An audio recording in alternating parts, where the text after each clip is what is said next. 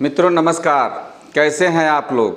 मित्रों, मैं प्रतिदिन आप लोगों को कोई न कोई ऐसी जानकारी देते रहता हूं जिसके प्रति आप सजग हो सकें, और अगर आप सजग होते हैं तो उससे आने वाले समय में आपको बहुत अधिक लाभ मिलने वाला है। मित्रों, आज पूरे विश्व के समक्ष एक बहुत बड़ी चुनौती आ रही है, और वह चुनौती है प्रदूषण की समस्या। पोल्यूशन इतना तेजी से बढ़ रहा है कि इससे हमारे अस्तित्व पर पूरी तरह से खतरा उत्पन्न हो गया है, और इस प्रदूषण के कारण 23% जो आयु जो हम लोग का है वह 23% औसत आयु जो है वह कम हो गया है। प्रदूषण को अगर नहीं कंट्रोल किया गया तो आने वाले समय में यह विकट रूप ले सकता है। बर्मिंघम विश्वविद्यालय के पर्यावरण नैनो साइंटिस्ट का अध्ययन है कि सांस लेने के दौरान जहरीले कण जो है वह मस्तिष्क में पहुंच जा रहे हैं। वायु प्रदूषण फेफड़े और हृदय के साथ मस्तिष्क को नुकसान पहुंचा रहा है। हवा में मौजूद अति सूक्ष्म कण फेफड़ों में प्रवेश करते हैं, वहां से रक्त की धमनियों में पहुंच जाते हैं। मस्तिष्क संक्रमित होने से कई तरह की समस्याएं उत्पन्न होने लगती है। इंग्लैंड के बर्मिंघम विश्वविद्यालय के पर्यावरण नैनो साइंटिस्ट ने मनुष्यों और चूहों पर किए गए अध्ययन के बाद यह दावा किया कि अध्ययन के अनुसार एक बार जब ये जहरीले तत्व तंत्रिका तंत्र के ऊतकों में पहुंच जाते हैं तो उससे संक्रमण का दर काफ़ी बढ़ जाता है। उसके बाद हमारे शरीर की रोग प्रतिरोधक प्रतिरक्षा प्रणाली जो है वह डिस्टर्ब होना शुरू हो जाती है। सूक्ष्म कण के मस्तिष्क में आने के बाद शरीर के किसी अंग की तुलना में लंबे समय तक बने रहते हैं। तंत्रिका तंत्र में सूजन, अल्जाइमर जैसे रोग, ज्ञान संबंधी तंत्र में गिरावट की बड़ी वजह मानी जा रही है। यह वायु प्रदूषण के कारण हो रहा है। अध्ययनकर्ता नैनो साइंटिस्ट इसेल्ट लिंच बताते हैं कि यह अध्ययन कणों के सांस के साथ अंदर जाने और बाद में उनके शरीर के विभिन्न हिस्सों में घूमने के बीच कड़ी पर नई रोशनी डालता है। पहली बार सामने आया है कि मस्तिष्क की रखवाली करने वाले तत्व ही वायु प्रदूषकों को उसके अंदर तक पहुंचा देते हैं। जहरीली हवा कई तरह से हमारे मस्तिष्क को धोने वाले तरल पदार्थ को संक्रमित करती है, और इस संक्रमण से हमारा जो है वह मस्तिष्क पूरी तरह प्रभावित होता है। हमारा इम्यून सिस्टम प्रभावित होने लगता है। वाशिंगटन में वायु प्रदूषण के कारण समय से पहले मौत का जोखिम 20%, हृदय रोग से मृत्यु का जोखिम 17% बढ़ गया है।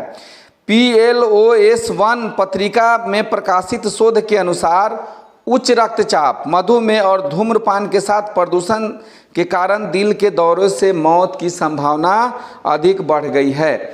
इसके अलावा मिट्टी तेल से भी बहुत सारा नुकसान होता है, और उसकी लौ जो निकलती है जलने के बाद वह भी हमारे इम्यून सिस्टम को, हमारे ब्रेन को काफ़ी प्रभावित करते हैं। खाना पकाने, घर को गर्म करने के लिए लकड़ी या मिट्टी तेल से जलने वाले स्टोव का उपयोग भी असमय मौत के खतरा को 23% बढ़ा देता है।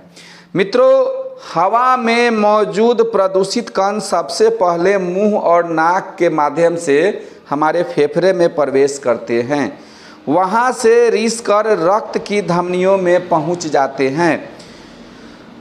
इससे मस्तिष्क संक्रमित हो जाता है। अध्ययन में शामिल होने वाले 25 लोगों के मस्तिष्क मेरुद्रव में लोहे, कैल्शियम, मलायत और एनासेट टाइटेनियम डाइऑक्साइड जैसे प्रदूषित कण मिले हैं। यह कण मस्तिष्क के रक्त की वाहिनी को भी पार कर सकते हैं। रक्त वाहिनी रक्त के खतरनाक कणों को केंद्रीय तंत्रिका प्रणाली तक पहुंचने से रोकता है। चूहों पर परीक्षण में इन प्रदूषित कणों से रक्त मस्तिष्क मेर की रचना क्षतिग्रस्त मिली, लगभग 20% अधिक रिसाव हुआ। मेरे कहने का मतलब है कि जो भी रिसर्च आ रहा है, प्रदूषण को आप हल्के में ना लें। इन प्रदूषण को बढ़ने में कल कारखाने का निकला हुआ धुआं तो है ही वायु प्रदूषण के लिए। इसके अलावा जो डीजल और पेट्रोल वाली जो गाड़ियां हैं, जिनका इस्तेमाल ज़रूरत से कम हमें करना चाहिए, इनका इस्तेमाल अगर ज़रूरत से हम कम करते हैं तो प्रदूषण की खतरा जो है वह कम बनेगी। चूँकि इन जो भी पदार्थ जो वायु को प्रदूषित कर रहे हैं, कहीं ना कहीं वो हमारे लिए आवश्यक भी हैं और वो आवश्यक है, लेकिन हमें कहना है कि आवश्यक आवश्यकता को अति आवश्यक आवश्यकता समझ के वैसे सभी पदार्थों का कम इस्तेमाल किया जाए जो वायु प्रदूषण को बढ़ावा दे रहे हैं। इससे हमारे जीवन के अस्तित्व पर बहुत बड़ा खतरा उत्पन्न होते जा रहा है।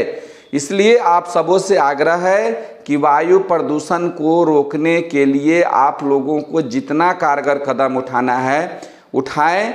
ये ग्लोबल मीटिंग, G7 की मीटिंग या जो विश्व के सारे देश जो बैठते हैं, उनका मुख्य मुद्दाओं में से एक प्रदूषण को कम करने का भी मुद्दा रहता है। चूँकि ग्लोबल वार्मिंग हो रही है, बहुत अधिक इसका खतरा जो है पूरे दुनिया पर फैल रहा है। आपको मालूम है कि अंटार्कटिका जैसे महादेश का बर्फ पिघल रहा है, समुद्र में जल स्तर की वृद्धि हो रही है। इन सभी के पीछे कहीं ना कहीं हमारे प्रदूषण का बहुत बड़ा योगदान है। प्रदूषण से ही ओजोन परत में छिद्र भी हो रहा है। इसलिए इस प्रदूषण से बचने के लिए पेड़ पौधों का अधिक से अधिक इस्तेमाल करें। बाहर जब भी आप निकलें तो मास्क का जरूर प्रयोग करें। इसके अलावा अनुलोम विलोम को जरूर करें ताकि अधिक से अधिक ऑक्सीजन हमारे शरीर के अंदर जाए और क्या बोलते हैं कि कार्बन डाइऑक्साइड का उत्सर्जन हमारे शरीर के अंदर से हो सके। प्रदूषण से बचना है तो हमें शुद्ध वायु लेने के लिए जो भी उपाय अपनाए जा रहे हैं वैज्ञानिक ढंग से या परंपरागत ढंग से, उसका हमें प्रयोग करना पड़ेगा। नहीं तो आने वाला समय जो है मानव प्रजाति के ऊपर बहुत बड़े खतरे को इंगित करता है। इन्हीं बातों के साथ मैं सुधीर कुमार आप लोगों से विदा लेता हूं। अगले वीडियो में अगली जानकारी दूंगा। तब तक के लिए नमस्कार, धन्यवाद, जय हिंद, जय भारत।